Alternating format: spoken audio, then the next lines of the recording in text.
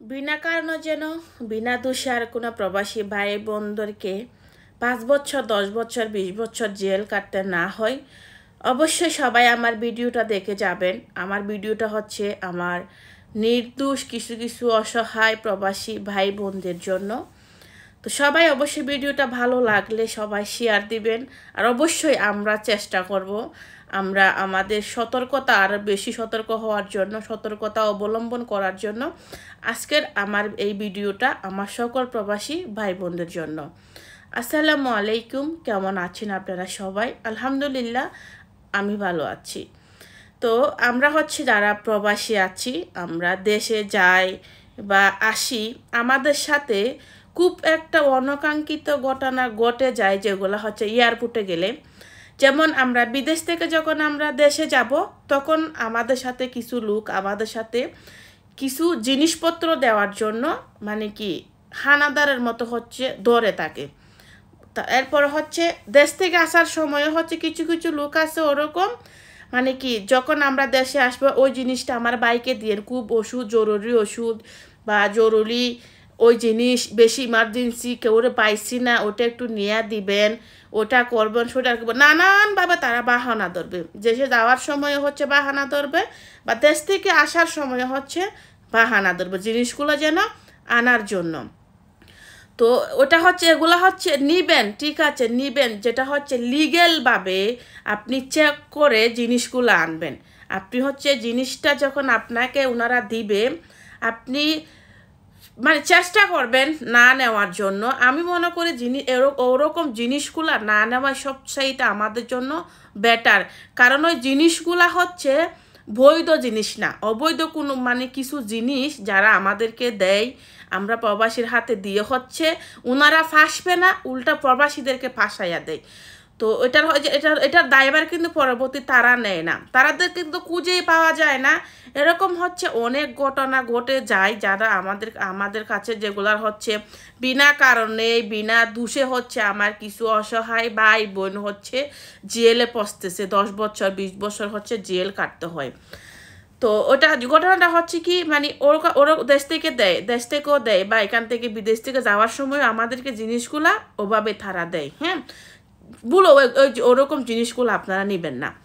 তো আর হচ্ছে এই যে কয়েকদিন আগে দেখলাম আর কি, আমার একজন খুব পরিচিতর মাঝে একজন, ওনারা হচ্ছে খুবই অসহায় ছিল, বুঝছেন, দেশে গেছে, মানে দেশে হচ্ছে বেড়াইতে গেছে, বেড়াইতে আসার সময় কি হয়েছে, মানে একটা ড্রপের মতন ওষুধ দিছে, বলছে কি এটা আমার ভাইয়ের হচ্ছে, আমার এক ভাইয়ের খুব ইমার্জেন্সি ওষুধ, আপনি এটা একটু নিয়ে আমার ভাইয়ের কাছে দিবেন। তো ওনারা 3 জন ছিল, একই সাথে 3 জন ছিল। তো ড্রপটা কি করছে, মানে ওনারা হয়তো নিয়ে আসছে একটা ড্রপ, কিন্তু ওই ড্রপের কোনো আপনার কি নাই, কোনো প্রেসক্রিপশন নাই, কোনো ডাক্তারের হচ্ছে মানে কোনো ইয়েও নাই, ডাক্তারে যে বললো অনুমোদিত বা কি ডাক্তারেরও কোনো কিছু নাই, প্রেসক্রিপশন নাই, ড্রপ শুধু একটা ড্রপ দিছে। ওনারাও হচ্ছে ড্রপটা নিয়ে আসলো। তো যারা হচ্ছে ওরকম ওষুধ দিবে, ওষুধগুলা চেক করবেন, জিনিস দিলে জিনিসগুলা চেক করে সবসময় চেষ্টা করবেন এয়ারপোর্ট থেকে আনার জন্য। আর মানে কি যিনি বাংলাদেশ থেকে দিবে ওনার নাম বা ছবি নিয়ে আসবেন, আর যিনি আপনার বিদেশ থেকে রিসিভ করবে ওনার ছবি বা নাম্বারও নিয়ে আসবেন, যেন আপনি কোনোভাবে ফেসে না যান। তো ওনাদের ঘটনাটা হচ্ছে, উনিরা হচ্ছে ড্রপটা ঠিকই নিয়ে আসলো।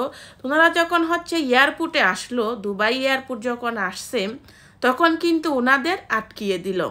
ওই জিনিসটা কিন্তু কোনো বৈধ জিনিস ছিল না, ওই ড্রপের ভিতরে এমন কিছু জিনিস ছিল, মানে লিকুইড মতন জিনিস ছিল, যে জিনিসটা কিন্তু অবৈধ ছিল। কিন্তু এখনও যারা আনছে এখনও তারা জানে না এই জিনিসটা কি। তো ওনাদেরকে হচ্ছে, ওনারা 3 জন ছিল, একই 3 জনকে হচ্ছে এয়ারপোর্ট থেকে দুবাইয়ের পুলিশ হচ্ছে ধরে নিয়ে গেছে, নিয়ে গিয়ে হচ্ছে মানে কি ওনাদেরকে বর্তমানে হচ্ছে জেলে পাঠিয়ে দিছে, মানে এখনো পর্যন্ত তারা জানে না, মানে ওনাদেরকে এমনভাবে রাখছে, মানে কি কারো সাথেই যোগাযোগ করতে দিচ্ছে না, মানে জেল থেকে যোগাযোগ করতে দিচ্ছে না। এখন ওনাদেরকে কুটে তোলার পরে রায় এমনও হতে পারে, কারণ তাদের কাছে কোনো প্রমাণ নাই, মানে যিনি দিছে উনি তো বাংলাদেশে রয়ে গেছে, দুবাইতে যে যিনি রিসিভ করবে ওনার কিন্তু নাম্বারটা পর্যন্ত ওনারা দেয়নি, কারণ ওনারা জানতো এটা একটা অবৈধ জিনিস। এটা যদি ধরা পড়ে তাহলে এখানে যারা আছে তারাও ধরা পড়বে, বা দেশে যারা আছে তারাও ধরা পড়বে। তো এই যে মাঝখান দিয়ে হচ্ছে মানে নিষ্পাপ নিরহ মানুষগুলাই কিন্তু ফেসে গেল। তো এর জন্য বারবার বলতেছি আমার ভিডিওটা অবশ্যই শেয়ার করে দিবেন সবাই, যেন সবাই সতর্ক হতে পারে।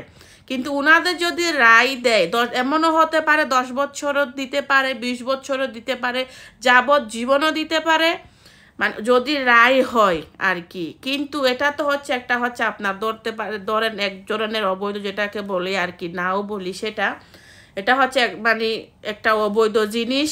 তো দেখেন এবার নিরহ মানুষগুলা দেশে গেছে ছুটি কাটানোর জন্য, পরে হচ্ছে ওনারা আসলো সুন্দরভাবে আসতেছে, ওনাদের ফ্যামিলির মানুষগুলা ওনাদের কত কান্নাকাটি করতেছে, না কোনো যোগাযোগ করতে পারতেছে না কিছু করতে পারতেছে। ওখান মানে যে মানে নিষ্পাপভাবে বা নিরহভাবে মানুষগুলা যে অত বছর যে জেল খাটবে, এটা দায়ভার কে নিবে? কারণ ওনাদের কাছে কোনো ডকুমেন্ট নাই, মানে জিনিসগুলা যিনি দিছে ওনার কোনো ডকুমেন্ট নাই, বা যিনি দুবাইতে রিসিভ করবে এটারও কোনো ডকুমেন্ট নাই। তো কিছু কিছু মানুষ তাদের স্বার্থ হাসিল করার জন্য নিরহ মানুষগুলারে যে এভাবেই মানে ফাঁসিয়ে দিল, হ্যাঁ এটা কি ঠিক? এর জন্য আপনারা মানে আনবেনও না, এয়ারপোর্ট থেকে কোনো জিনিস নিবেনও না, আনবেনও না।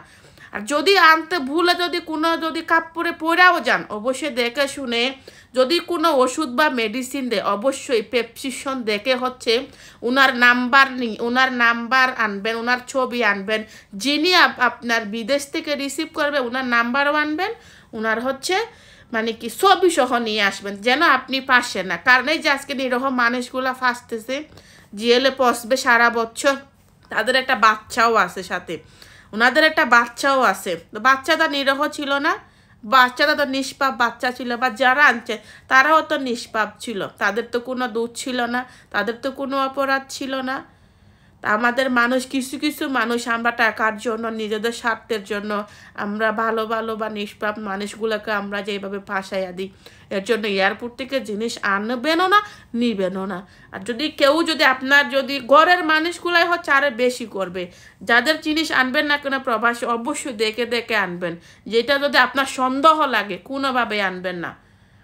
তো ভালো থাকবেন। অবশ্যই আমার ভিডিওটা যদি ভালো লাগে অবশ্যই আমরা আরও সচেতন হব, যেন আমরা নিরহ মানুষগুলা যেন ফাঁসাতে না ফেসে যায়। তো অবশ্যই আমার ভিডিওটা শেয়ার করবেন বেশি বেশি করে সবাই। ভালো থাকবেন, অবশ্যই আমরা সবাই সতর্ক হব আরও। থ্যাংক ইউ সো মাচ আমার ভিডিওর সাথে থাকার জন্য সবাইকে।